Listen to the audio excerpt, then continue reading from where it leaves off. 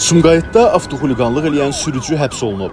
Sumqayıt şəhərində yol hərəkəti təhlükəsizliyinin təmini və sürücülər arasında intizam məsuliyyətinin artırılması məqsədi ilə polis əməkdaşları tərəfindən profilaktik tədbirlər davam etdirilir.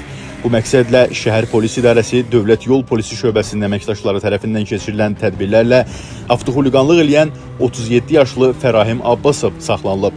Əvvəllər oğurluq, dələduzluq, soyğunçuluq və narkotiklərlə əlaqəli cinayətlərə görə dəfələrlə məhkum olunmuş Fərahim Abbasov idarə etdiyi Mercedes markalı 50 FL 442 dövlət qeydiyyat nişanlı avtomobillə şəhərin bir sıra küçə və prospektlərində avtoxuliqanlıq hərəkətləri eləyib. Nəqliyyat vasitəsini dövlət qeydiyyat nişanlı çıxararaq təhlükəli manevrlər edən sürücü polis əməkdaşlarının qanuni tələbinə qəsdən tabe olmayıb. Sürücü barəsində toplanmış materiallar məhkəməyə təqdim edilib. Məhkəmənin qərarı ilə o, inzibati qaydada həbs edilib və onun sürücülük hüququ məhdudlaşdırılıb.